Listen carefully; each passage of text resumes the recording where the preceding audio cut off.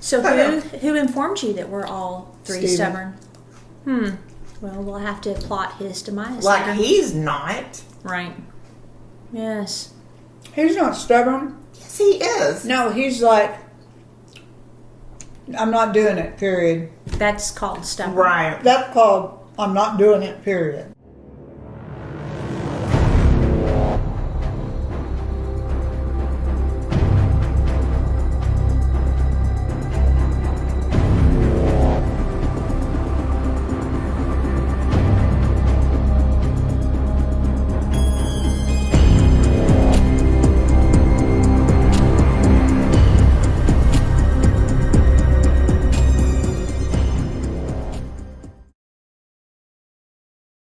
This is Sherry, Outline of a Murder podcast, the smart true crime podcast. And as we've been talking about on this stubbornness, I think we are all I didn't realize it was stubborn to on. a degree. Oh, for sure. That's funny. Yes. All right, so I'm Sherry. I'm Elena. And I'm Mom. And this case, to me, is probably one of the saddest we'll do. So I'm just going to warn you right off the bat, because it bothers me because it hits so close to home with me having a church and being a pastor, and we'll get into that later. But I think what makes me sad about this is it didn't have to happen. It just flat did not have to happen. In fact, if these girls had a little more stubbornness, which is why I started hitting record right off the bat, maybe it wouldn't have happened. And so, and I don't blame anybody at all. I don't blame the young girls. I don't blame their parents and how they raised them. I want to make that right off the bat plain. But there is a happy ending to this story. And but I first want to give you guys a setting. So it takes place in New Philadelphia, Ohio, and in Tuscarawas, I think, county. And Elizabeth Reiser, they call her Liz, friends and family, was super excited on a Tuesday night because her best friend Brandi Hicks had invited her to her choir banquet. And Liz asked her mom, Becky, if she could go and stay the night. You know, now it's a school night, but Liz was a very responsible young girl. I don't remember, let's see, 16? No, she's 17. Brandi was 18 at the time. So very responsible. And she's like, okay, go ahead. And what was even more amazing is Brandi, who was 18, had just gotten her first apartment with a couple of friends. And I'm like, wow, I don't know if when Kent was 17, if I would let him stay the night, because I just remember how I was when I was a kid. But these were good girls. These were good girls. They were good kids. One of the roommates was like a pastor's daughter, which I don't know if they're always good kids. Right. But anyway, and then Liz and Brandi were very involved in church. So Liz was excited to get to stay the night with her friend, but also the first time in her new apartment. So I bet she felt like all grown up and, you know, they're going to have a really good time. And they were going to, go to the choir banquet, and then she'd go, of course, to school the next morning.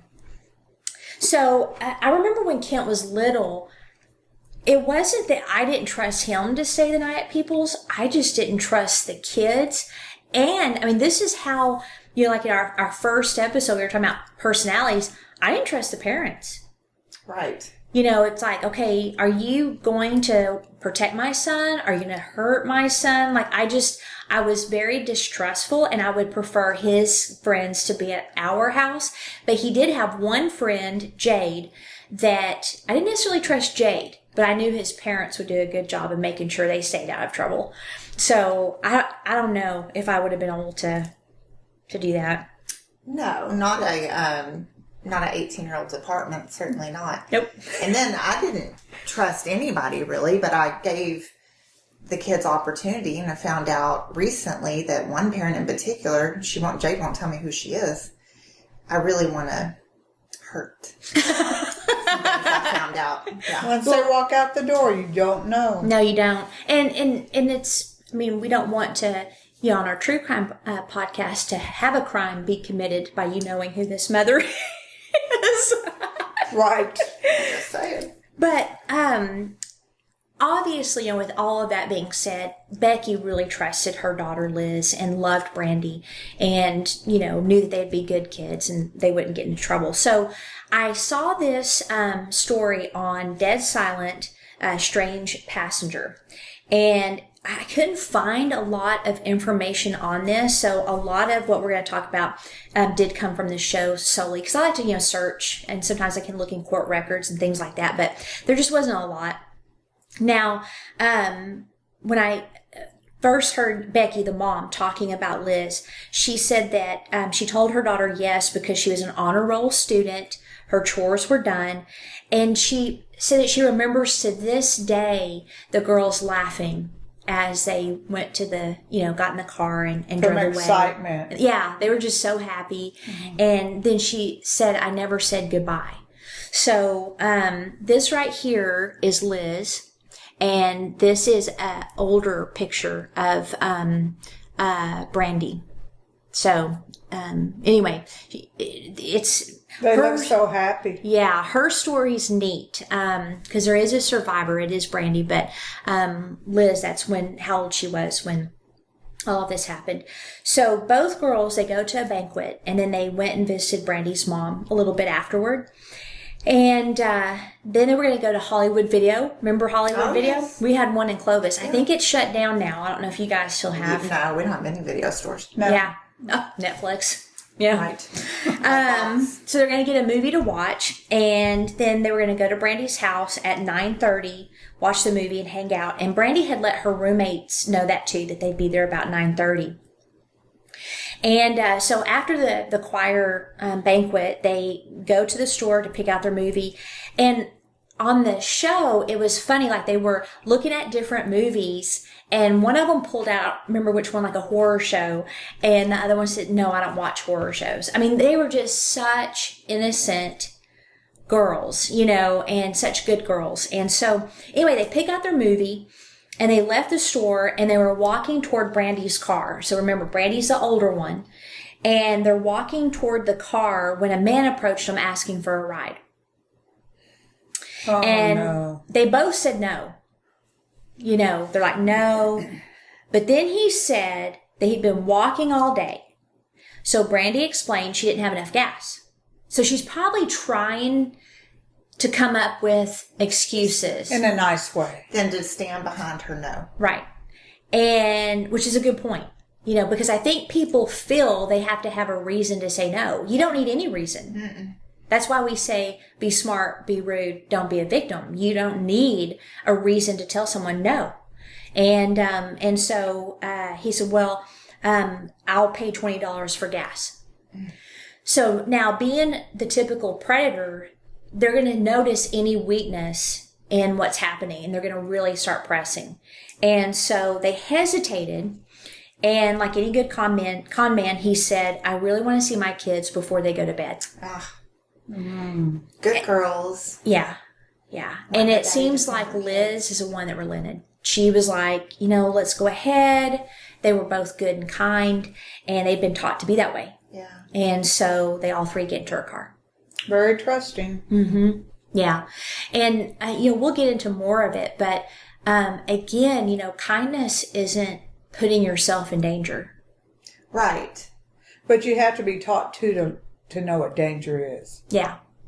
Yeah. And remind me, at the end, if y'all don't remember, that's okay, but about how my dad teaching me a certain thing kept me from being kidnapped. And I think if he wouldn't have taught me that, I don't know what would have happened, because I would have been probably being young and not wanting to be mean. Because, when I was younger, I didn't want to be as mean as sometimes I'm like, no. Like if someone approaches me, I'm like, no. But back then, I might have been more prone to helping. Yeah. As a teenager. I help in different ways though. Like, especially when I'm with the kids, even now, we'll have people come up to us, and ask for things. And I won't obviously let them get into our vehicle, but I do help them in different ways. Yeah. So I think it's having different methods where you can be kind. Right. To help but others. also being smart. Yeah. Yeah. So when I was watching this show and he got in the car, I mean, my stomach just instantly dropped. I mean, it was like, watching it, the second he's in the car, it's over. It's over. Whatever he's going to do, he's going to do, and it's over. Yeah. And so it was kind of hard watching it, but the guy said his name was Mark, and he began directing Brandi where to go. And he tried to build rapport with them, which is, again, is a con artist that they're very charismatic. Psychopaths, you can like them right off the bat. In fact, that's my sign someone might be a psychopath if I like them immediately, because I normally don't like people immediately. So if I do like someone immediately, I'm like, psychopath, And I got a funny story on that too. But anyway, so he started talking to him, and it's almost like he had a sixth sense, because he was like, I'm trying to turn my life around. I want to spend more time with my kids. And it's like he knew they would like to hear that. Uh-huh. And, like he wanted them to feel more comfortable. I think he knew what he was doing with teenage girls, though. What was his age? I think at the time he was probably 30-something. Maybe late 20s. Young kids also think adults are trusting. You learn to trust them. They're supposed to be able to trust them. Well, and the other thing is that, again, it's, okay, so yes, I'm a pastor. Second to being a businesswoman, and, just dealing with human nature all the time, both in business and in ministry. There is that realm of darkness where, and I don't want to sound dramatic, but it's almost like people know what to say, what to do. And because right after he was telling me he's going to straighten out his life and stuff, they invite him to church. Yeah. And so suddenly, out of the blue, they're having this conversation. He tells Brandi to stop. Like, no reason. They're just driving down the road. There's no store, nothing. He says to stop in the middle of nowhere. And he jumps out of the car. He walks into the darkness, and he was gone for a while. And they were about to drive away. And again, number one, he wouldn't be in my car. If he was, and he gets out, I would have hit that gas so fast, and I would have left him there. No, they wanted to help him. Right. Something was wrong with him. Now, they were about to drive away, and the way the show portrayed it, it was almost like they were getting nervous. They were thinking, this might be a bad idea. And plus, it's getting late. They should have already been home. And so, at this point, it's already been 20 minutes. They've already been driving him around for 20 minutes.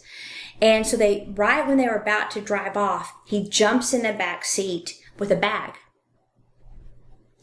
And he said it was full of presents for his kids, but it had gotten too heavy when he was walking, and so he had stashed it there earlier. So, again, red flag. But it's one of those sinking feelings like, number one, no, don't let him in the car. Number two, drive away. But that doesn't happen because you're watching the show. Number three, a bag, really? That's going to be his weapon. That's going to be, whatever. And that's so abnormal. It is for some random person to put a bag in the middle of nowhere. Right. And then go fetch it. Yeah. But again, they're teenagers. They're teenagers. They don't have any grid for this. So, he was creepy, and the girls didn't want to be mean. They didn't want to be unkind. And they hesitated, giving him time to get back in there. And so another 15 minutes of driving. So now we're at 35 minutes. They've been driving him around. And finally, Brandi's like, you know what? We've been driving around, this long. She pulls over to the side of the road and says, you need to get out. I'm sure you're close enough to walk. We're already late. We need to get home, blah, blah. And they're about 15 miles from town. And so at that point, he pulled out a gun and told her to drive. So he seemed fascinated with Brandi more than Liz. It was like he had his eye on her. So he has a gun to her head. And he's like, like caressing her with it and staring at her and things like that. And so he had her turn onto this dark country road. He commanded that both of them get out of the car. And he had them take their shoelaces out of their shoes, which I thought was interesting that he didn't have ways to tie someone up. It's like, here you are sitting, waiting for someone to come out of the store. You've already stashed your weapon. So you obviously have thought about committing this crime, and yet you don't have a rope or something? Or I'm wondering if he didn't think of committing that crime. Maybe it evolved to from robbing to... Could have, to what he did. Like, oh, there's girls. Yeah. And so he has them take their shoelaces out, and then he told Liz she had to tie her best friend to the steering wheel. And then he walked Liz into the woods. And he then commanded her to kneel, and he slit her throat with a linoleum cutting knife. Nothing else, just immediately slit her throat. Mm-hmm. And then he lit a cigarette. Wow. So Brandi, and it was, again, it was hard because Brandi and Liz, as they were being ripped apart, Brandi said, "I love you." And Liz says, "I love you too." So it was just such a hard scene. Like, to me, this will be the hardest one we'll do because of just, seeing the images and them being sad. Probably heard her friend crying and... Yeah, she didn't hear of obviously the murder or anything else because he walked her off quite a distance.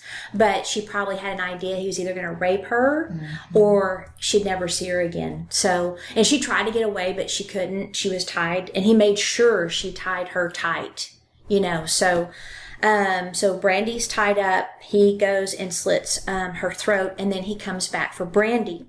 And when Brandi saw him alone, she knew something bad had probably happened to her best friend. So he then takes her down the same road. And I'm like, he's going to slit her throat.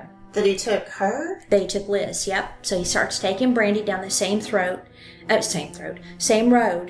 and shows her best friend's body. Control. Mm-hmm. And he let her know that will happen to you if you don't do what I say. So he wasn't wanting to kill her, at the time, but he wanted to get that control over her. And then she saw her best friend, but she didn't, because she fell forward. So she didn't know if maybe she was just knocked out. She wasn't sure she was dead. So that to me, that she didn't see her throat and things like that is better. Yeah. But I can't imagine what that picture is in her mind. Yeah. So,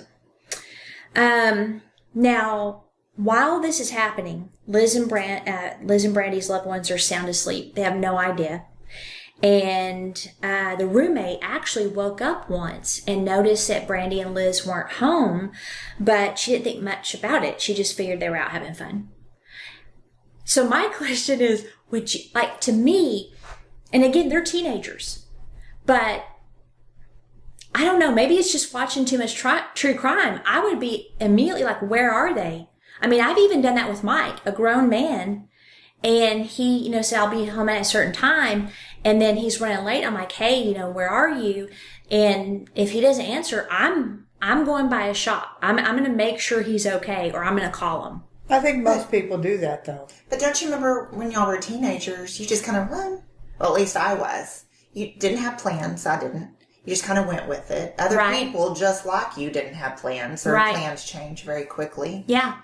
Yeah. The only person I know as a teenager who doesn't do that, really, would be Jade. Right. She plans. And she's a planner, and she does it. Yeah. I'm a planner. That's where she gets it. Yes. Definitely not me. I could see that. And it may depend on the relationship too, and the person. If you know someone like Jade, that if she says she's going to be home at 6:02, it will be 6:02 on the dot. If she's not here by 6:04, hey, is everything okay? Right. So it could be that situation too. Yeah. Like, we know when you said you'd probably be here at 11 today, it'd be closer to 12 or 1. Yes. Yes. That's not fair. Too. Yeah, 30 minutes from now. I was close, though. No. 2? No. 2 hours later. But I can't say anything. I was like, 30 minutes or an hour late? Yeah, you were almost an hour late. I just would like to say I was the only one on time ready to go. Circumstances. That's awesome. Okay. So, so he shows her the body. He then takes Brandi back to the car. He puts her socks on his hands. So again, showing that he didn't even have gloves or nothing. So I'm not sure, Whose socks? Brandi's. Okay. So he has her take her socks off. He puts them on his hands. So it's obvious he was up to no good. But he either sucks at planning, Or again, like you said, what he was going to do wasn't that, but he just saw an opportunity and went with it. No fingerprints, but he had already killed the other girl. Right. He had already touched things. Including the car. Right. It's a weird, he might not be the brightest bulb in the pack. Not bright. So he drives her car, and they go to an abandoned railroad car on a secluded track. He tried raping her, but he wasn't able to. Oh. So at this point, it gets a little bit confusing because some reports say that he tried to strangle her at this point. But on the episode I watched, which had the mother and some of the cops on it, they walked along the railway tracks, I think after he tried to rape her, I'm not sure. But while they were walking, he made her carry his beer. And then at one point, she mentioned how her feet were hurting, so he took his boots off so she could wear them. Wow. I'm baffled. Mm-hmm. It's a weird... Was he drunk or on drugs? I'm thinking he's probably been drinking because, she's like carrying his beer. It's like she had like a 12-pack or a case of Maybe of she beer. reminded him of someone he cared about. Maybe. I don't know. And so if he tried to rape her and then tried to strangle her, and when he couldn't strangle her, is that when he took her down the railroad tracks? Or did he try to rape her, then took her down the railroad tracks, and then her feet start hurting? He, lets her walk in his shoes. I'm not sure. I'm not sure what happened, but they get to the I can't even say it. Tuscarawas River.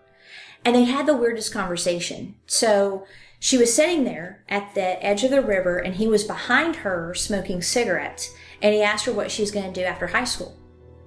What in the world? Yeah. And he recommended college. You ought to go to college. And so she explained that she wasn't going to go to college, that she was going to be a photographer, and this upset him.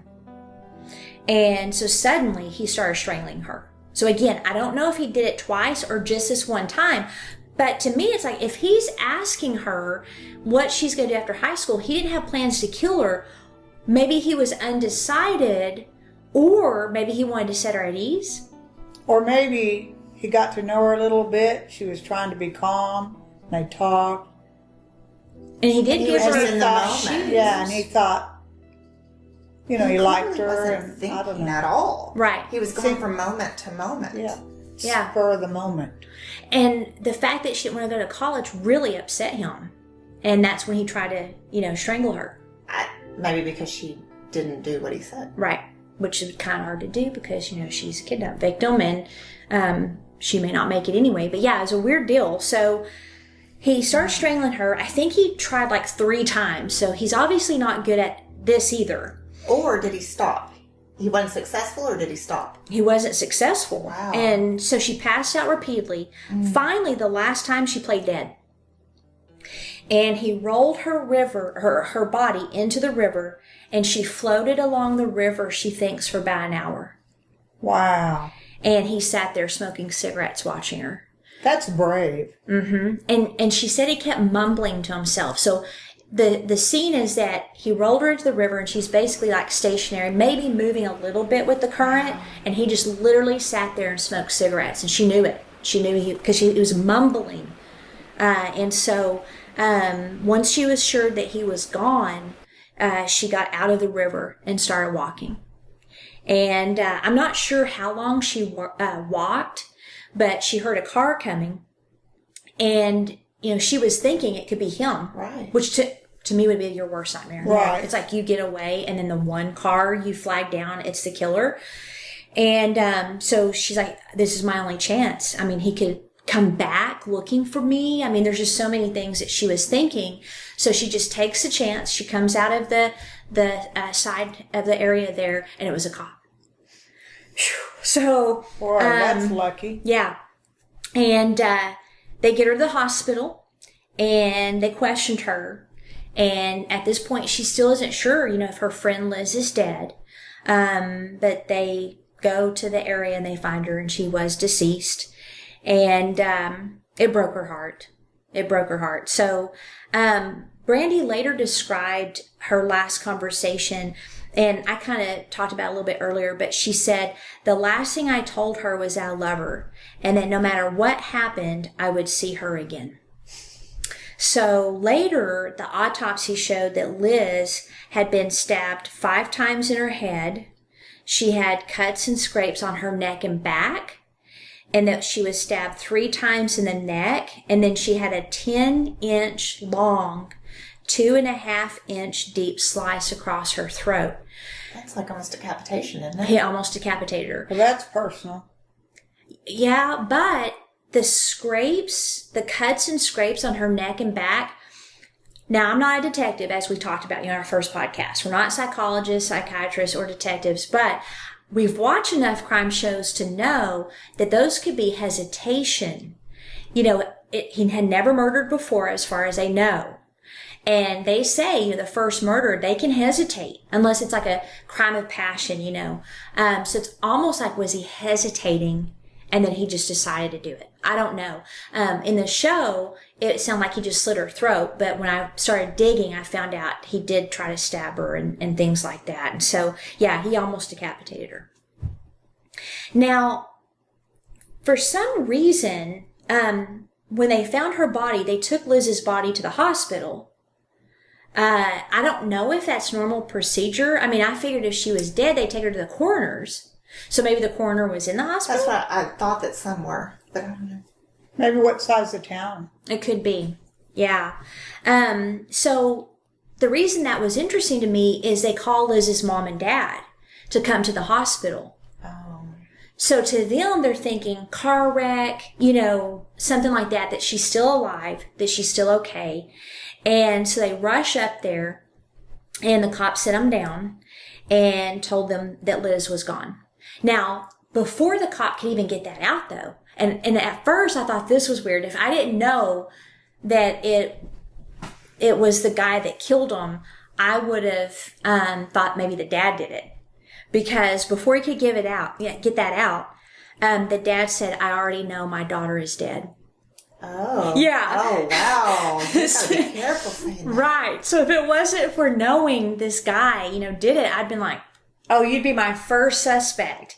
But then right after that, he said, "I forgive the man who did this." So the cops haven't even said, "Your daughter's dead." He knew it. He felt it. And then he says, "I forgive the man who did this." And then Becky, the mom, looked at him and then looked at the cop and said, "I do too." And the cop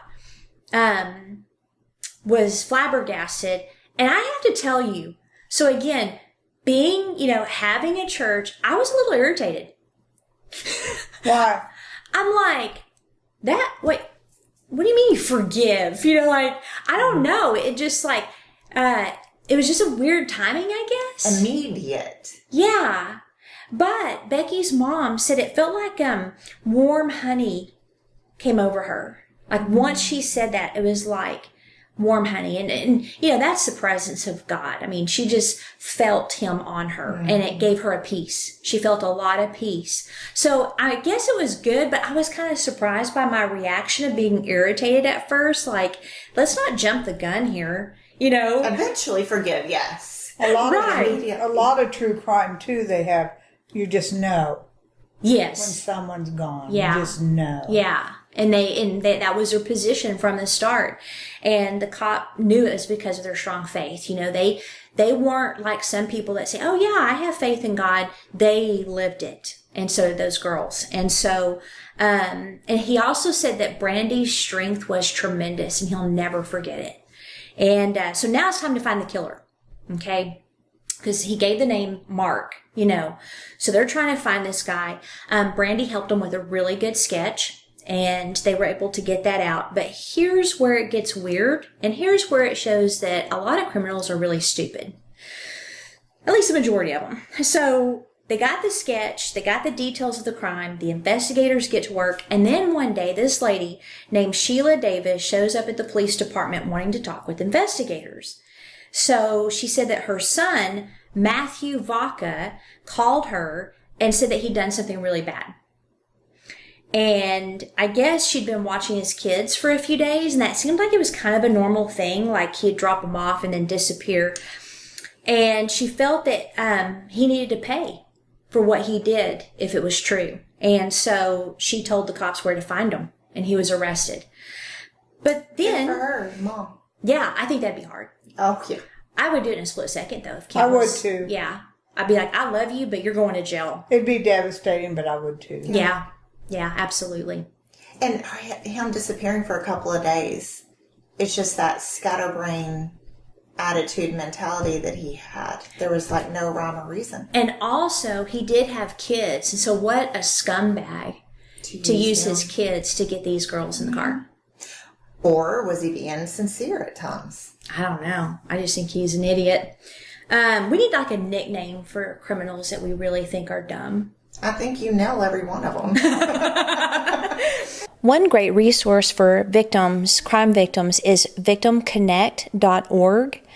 And they're a referral helpline where crime victims can learn about their rights and options confidentially and compassionately. And it combines the traditional helpline 8554-VICTIM, an innovative online chat, and web-based information and service referrals. So they have trained victim assistance specialists, and they serve victims of crime in the United States. And most of the crimes they help with is sexual assault, including campus assault, attempted homicide, domestic dating violence and or protective order violations, homicide, financial crimes, hate crimes, human trafficking, stalking, mass events, elder abuse or neglect, and child abuse. But here's, again, it's even crazier when it comes to the stupidity department and it's a bit confusing on how the events unfold, because on the show, it doesn't get into this. The mother turned them in, but another report says that Vaca's brother-in-law, Jeff Mulinix, I guess is how you say his name, provided information that led to his arrest. So I'm not sure which one it is, but here's what happened. So the report says that the sheriff's department received a tip that he had information about the killing, his brother-in-law, Jeff. It seems that Vaca took him to the crime scene to recover part of the knife Vaca used to stab her. I guess it had broken off. And he was also afraid his fingerprints were on it. So I'm not sure which one. I don't know. Mother, brother-in-law? Did the brother-in-law know that that's what he was doing? He was with Taking them. him there? Yeah, he was with them. So what did the mother turn him in for? I don't know, because they didn't bring that out. Like, did he say, I killed that, someone? Or did he just say, I did something really bad? Did she hear about it? Like she knew a young girl had died and she connected the dots? I don't know. It's kind of confusing and sketchy. But he literally took his brother-in-law to the scene and she saw Liz there, dead. He saw. So, and sure enough, he found the knife and then he threw it into the river. So if this is true, he had to have gone back either very late that night after he thought he killed Brandi, or very, very early the next morning before they found Liz's body. Wow. So I don't know what time her body was found, but it seemed like it was pretty quick. But either way, they got him. Well, good for that family. He didn't know the other girl had survived. No. So he probably was looking for her too. Yep. Well, unless he read in the paper, that maybe. But that's a good point, except that, he put her in the river. So, she could be I don't anywhere. know if he went back. Yeah. Yeah. Now, I talk a lot about how remorse and repentance are not the same thing. And you can have situations where, and this is how I define it, remorse, someone can have remorse, cry, be upset, what they did, not because of what they did or that they feel guilt, but they're upset because their whole life is changing and they got caught. Mm-hmm. Repentance is different, where there may not be any emotion whatsoever, yet they take action that shows they are truly sorry.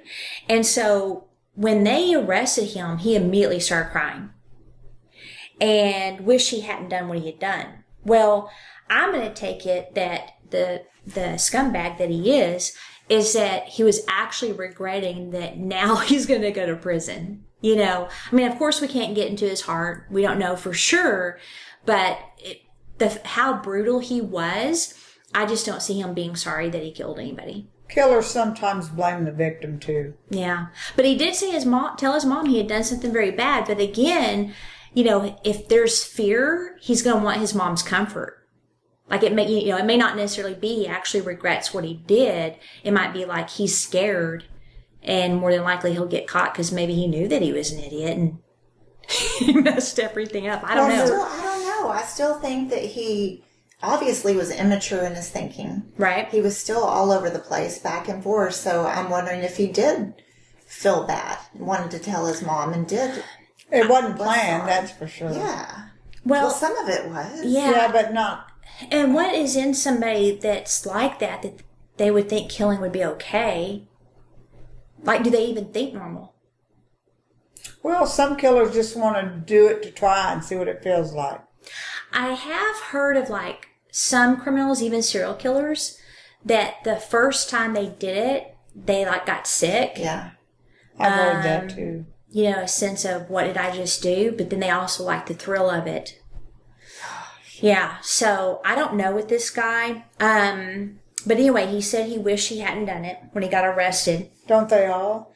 I don't know. No. He wrote out a confession immediately, and he pled guilty. The cops don't believe he's sorry, but most cops don't. Right.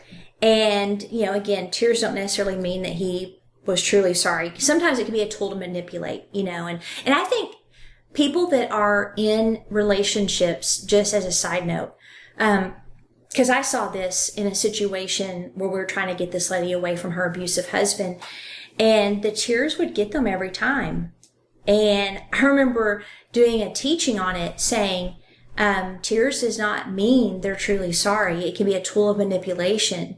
It can be a tool of control. They're trying to control you. And you see that in abusive relationships, the intense connection that these type of people are able to form with their victims through words and emotions is incredible, And a lot of women think when a man is crying, because men don't usually cry. Right. That That's sincere. I had a situation where a man cried on me many years ago, and it disgusted me. Huh? Maybe the circumstance. Oh, it was. Well, he was very, very manipulative. So that. But you knew that. But a lot was of just done, and I was like, women don't. Yeah. No, I do like. That particular situation. I was like, nope, wasn't moved. Yeah. Disgust me. Get out of my home. Yeah. But he immediately confessed. Yeah. I found that interesting. Maybe he was. I do sorry too. To an extent. And this, I couldn't find a lot of information about him, but I know it's hard to see the picture, but there he is. He looks young. Yeah. And he got He 11 pled guilty? counts. Mm-hmm. Yeah, he instantly pled guilty. That's amazing. They usually don't. Yeah. I wonder what his childhood was like. I don't know. Did he say why? Mm-mm. No? Mm-mm. He pled guilty and didn't say why. Mm-mm. Yeah.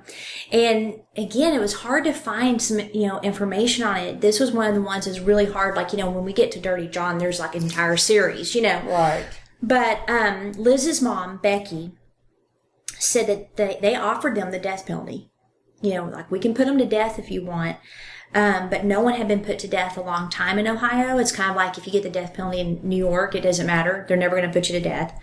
But they didn't want Brandi to have to go through years and years of appeals. So they just wanted him to be put away forever and let Brandi grow up and not have to think about this guy. So he received 96 years. He wept at the table as he listened to the victim's statements. And in a separate hearing, Judge Elizabeth Tomakos or something like that revoked his probation from a 1996 conviction and sentenced him to another 22 years. So I guess they called it probation, but I think it was parole, because when you get out of jail, you're on parole. Probation is minus jail time. So I think he was on parole from a 1996 conviction. So on top of the 96 years, he got another 22 years and he'll be eligible for parole in 2096. What was that conviction of? I don't know if I have it here in my notes. I got a little bit of his background, but this is what the prosecutor, Bornhorst, said straight to his face. Do I think you deserve to die for the crimes you committed? Absolutely. In prison, you will be beaten. You will be brutally raped. You will lose every shred of dignity, not for an hour, as Liz and Brandi did, but for the rest of your life. Wow. That's what I said. He's like, tough. I'm like, can you even say that? You took it pretty personal. Yeah, that was a prosecutor. You will be brutally raped. I was like, wow. And he did try to answer some of the family's questions, but he broke down crying. Yeah. And he couldn't talk. So his attorney delivered a pre-written statement where he said, I know I destroyed 3 families in one night. I know the Lord is with us, watching over us. I am ready and willing to face the consequences of my actions. And one of the saddest statements came from Becky. She had one question for him. Who can I talk to now? I've lost my best friend. Oh. Mm-hmm. Yeah. What did he answer? He couldn't. He kept breaking down. And it kind of irritated me that he brought the Lord into it. Like a Well, cow. that's what repentance, who brings you to repentance but the Lord? Hopefully he was. Hopefully he wasn't using it for his sentencing. I don't know. But if there's any that we're going to do this season, he is one that I could say maybe he was sorry for what he did. Yeah. Yeah. The rest, no. Wait till we get to Israel Keys. That one's going to... Yeah.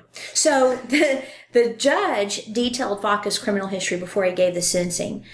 He had threatened to kill his stepfather, theft, alcohol and drug abuse, and forgery. And it appears that Vaca's wife, Lisa, had recently alleged that he had threatened her with a knife and a shotgun. And she said that listening, because I don't know if it was Vaca or if it was his ex-wife, said that listening to Marilyn Manson and Insane Clown Posse inspired him to rape and kill. Yeah. Now, his crimes escalated. Forgery. They did, and that's a typical pattern. Now, the whole music thing and it making people do stuff, it's like, I remember the big thing back in like the 80s, early 90s, that song Suicide by, what was it, Ozzy Osbourne, where people were, killing suicide. Then you have, Judas Priest, he had a lot of flack for some of the songs he had. I listened to all of them. I didn't want to commit suicide from listening to the song. But when you have people like he was, they listen to it over. Right. Like brainwash. As you know, music has an influence. Yes, it gets to your emotions. And if you're listening to those particular musics, especially, because I remember I was a huge Marilyn Manson fan. Huge. Then it went to 9 Inch Nails. And it got deeper and deeper. Yeah. Yep. And the depression and the anger was getting worse and worse. Well, and I do think it can play on your emotions, even scientifically, because, Kent, my son, is a musician, and I remember he was just messing with some chords, and he said, Mom, listen to this. What do you think about this? And he played certain chords, and all of a sudden you could feel instant sadness. And I was like, oh, that makes me sad. And I'm normally not a sad person, And he goes, now listen to this. And so he played something else. I'm like, oh, that, you're like instantly, happy. And he goes, isn't it amazing? Because he had been studying, because he wanted to make sure, being a worship leader, that the songs he played didn't evoke sadness. Yeah. But there's certain chords that will evoke certain emotions. So, yes, there's influence songs have, but I also think when you have a person that's already on a bad path, definitely, it's not the song's fault. No. It's just probably feeding into the desire that's already there. For sure. So I don't want to, so the judge said that he knew if Vaca was out free and had a knife, he'd kill again. And he gave him an opportunity to say why he did it. But Vaca said he didn't know why. Was it drugs, music, pornography? He said, I'm responsible for it. Do you think people that do that know why? Oh yeah, I do. I think some do, I think and I'm not sure if he did. No, I don't think he did. It is interesting. He said, "I'm responsible." How can you not know why? He was all over the place. Yeah, there was no rhyme or reason. True. But still the viciousness. So I don't want to excuse him, but I did find it interesting that he took responsibility. He said, "I'm responsible," and I do remember. When I was, I think 17, and it was before I went on that last trip with my dad on the road, and I had like Detective Joe Kenda says, if in the right circumstance, anyone can kill. And I had a friend that lied about me, that hurt me, and I spent all summer listening to AC/DC, my favorite band. I think it was Ramirez's too. But listening to that, plotting how I could kill her. Wow. Mm-hmm. I would just like to say that I have never plotted killing I haven't either. anyone. Oh yeah, I did. And that was fueled out of anger, but the point of it was the music wasn't helping. Right. Yeah. And so at that point, I'd been a Christian maybe a few months, and I'm like, okay, it's probably not a good idea to plot someone's murder. Did you let it go? And so I did. And then I just read good books, and I did. I was so hurt that I was trying to figure out how I could get away with it. That's funny. Isn't that interesting? Funny. It's interesting, funny. Hey, I'm just being real I here. know. You birthed. Like, is it I'm DNA? learning something new with my children. No. Child. Again, I would like to go on the record again and say.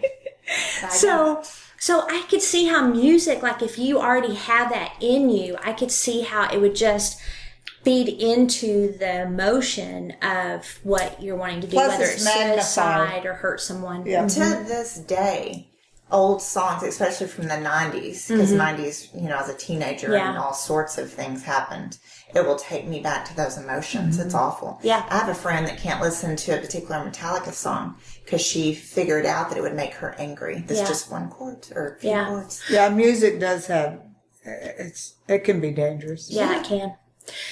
Okay, so, now, this is neat.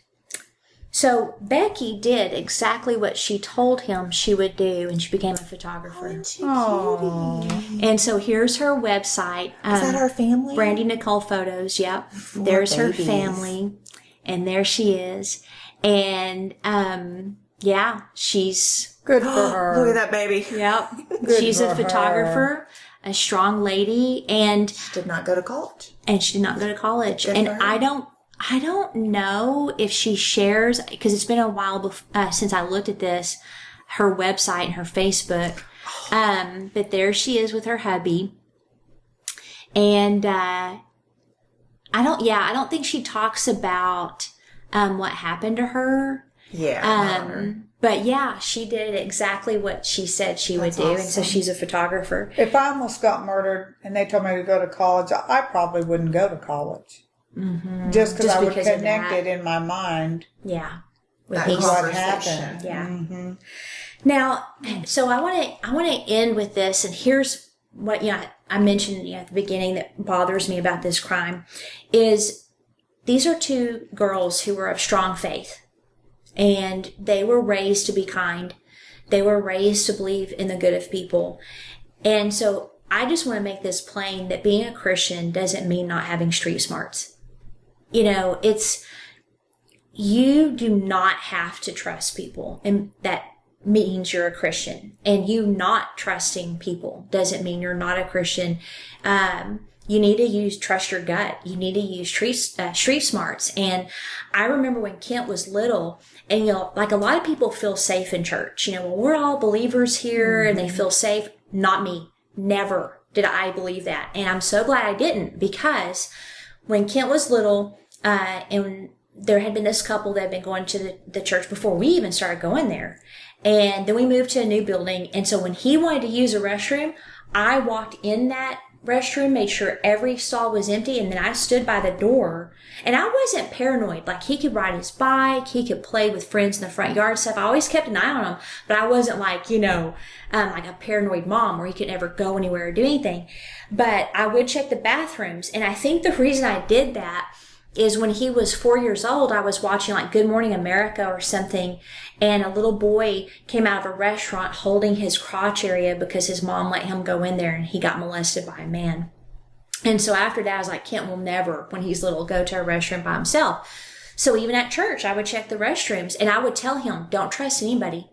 Just because they say they're a Christian, just because you see them every Sunday or every Wednesday at church, do not trust them. Never go home with them. Never go anywhere quiet with them. And then I would even set them down and show them the child molesters that were in our neighborhood. Oh, yeah. Yeah. There's a fun story for you. And so, anyway, come to find out, that couple, the man molested little boys. Oh, my. And, people he went think to jail for it. So. Because you're a Christian, you're good and you're perfect. And you're at church. It's a safe environment. Yeah. That isn't always the case. Well, and a lot of times predators like those environments. Yes. That's where they can find easy pickings. Yeah. And, and even like, I remember, Dad, he taught me so many things. And, when I was traveling one time to a Christian event in Pensacola, and I took a girl with me, and I warned her, because she went to our church, and I said, I'm not nice when I travel. And what I mean by that is when I'm in the public, I'm not going to be all smiles. I'm not going to be all friendly.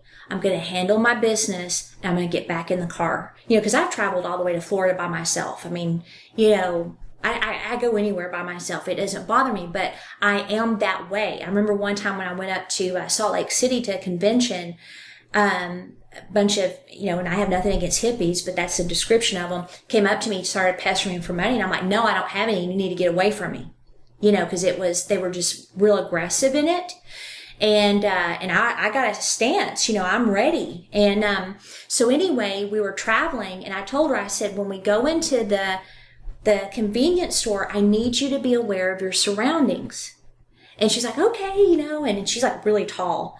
And we get in there, and I go to use the restroom, and I come out, because we're like in the middle of nowhere, and I come out, and I'm, scanning the room, and I instantly see this guy staring straight at her. She's oblivious.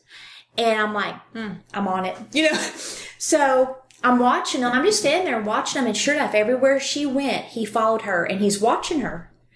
And so I went up to her and said, hey, there's a guy that's been following you around. I've been watching for the last, about 90 seconds or so. So here's what I want you to do. And she's like, what? And I said, just act like it's cool, I said, I want you to stay right next to me. What we're going to do is we're going to go check out, immediately get to the car, lock the doors, and then we're going to get out of here. And she's like, okay. And she was scared.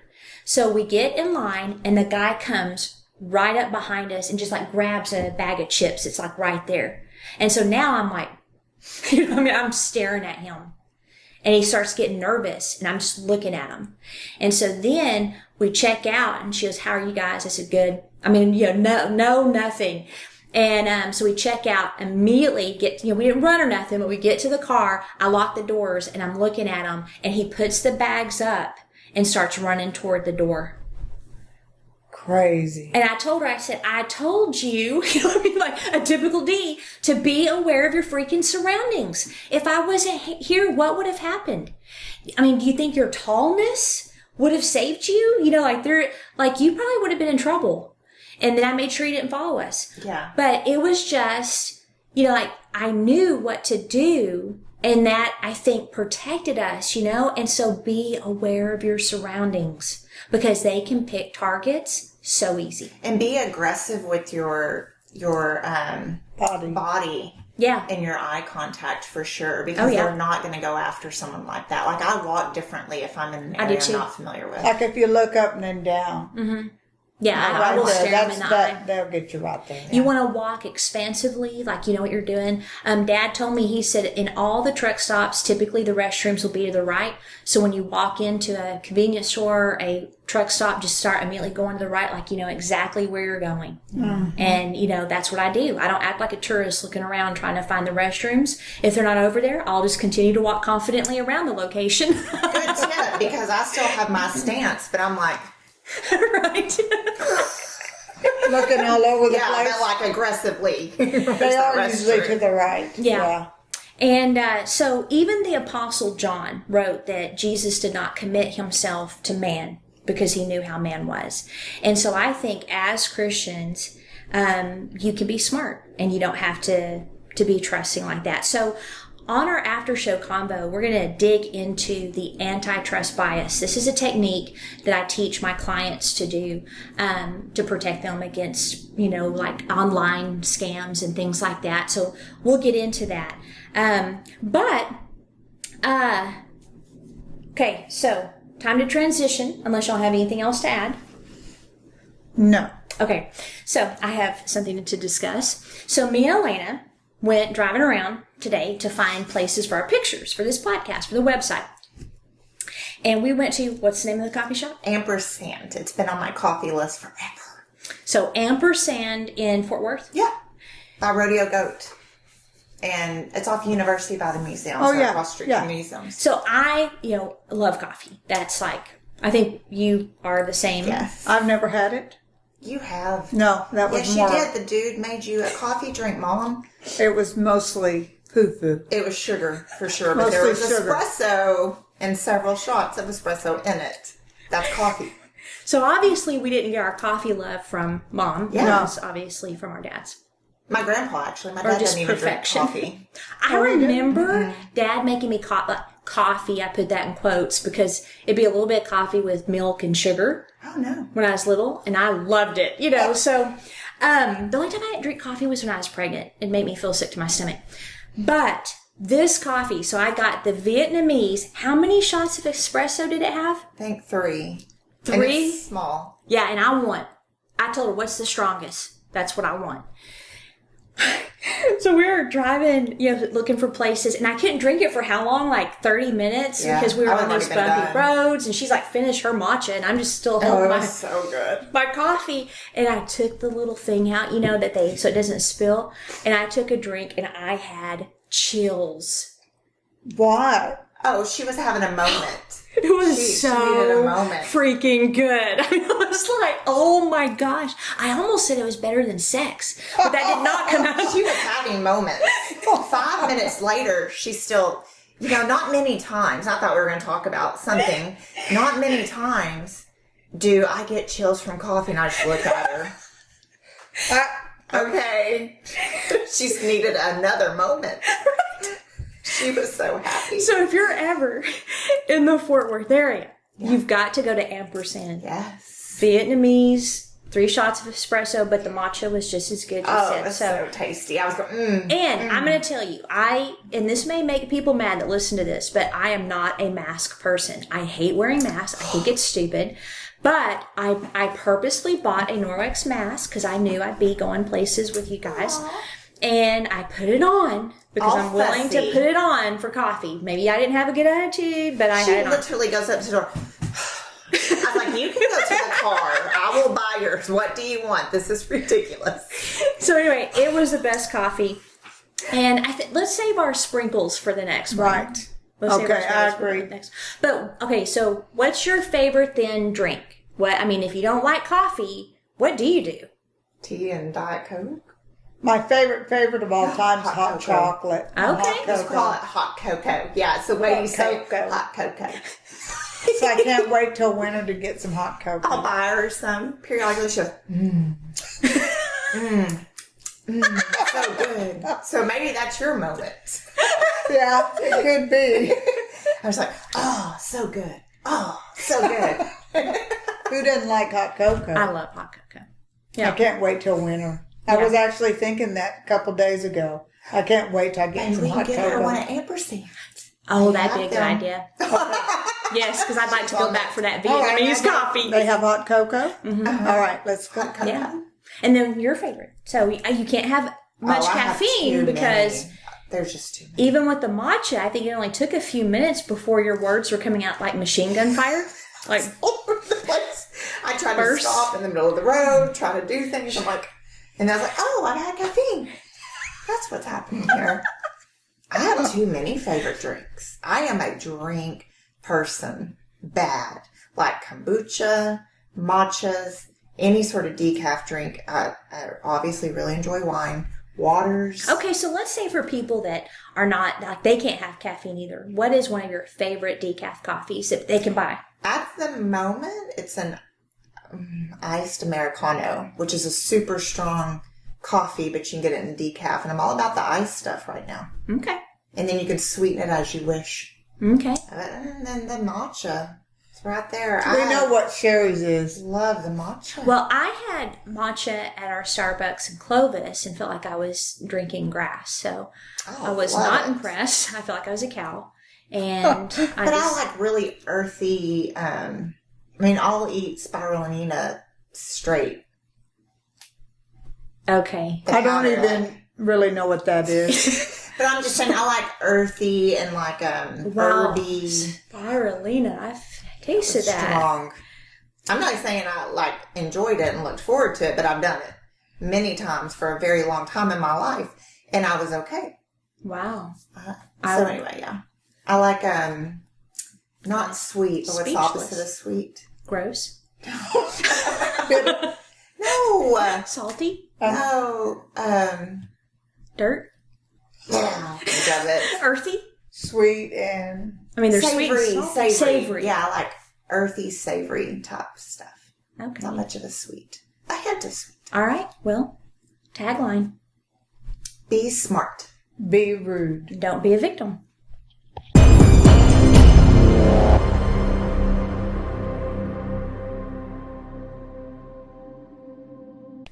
Outline of a Murder is a Mr. Joseph production. What do you think, Joseph? The main source for this podcast was Dead Silent Strange Passenger. Also, the article The Executioners Who Walk Among Us in the Chicago Tribune.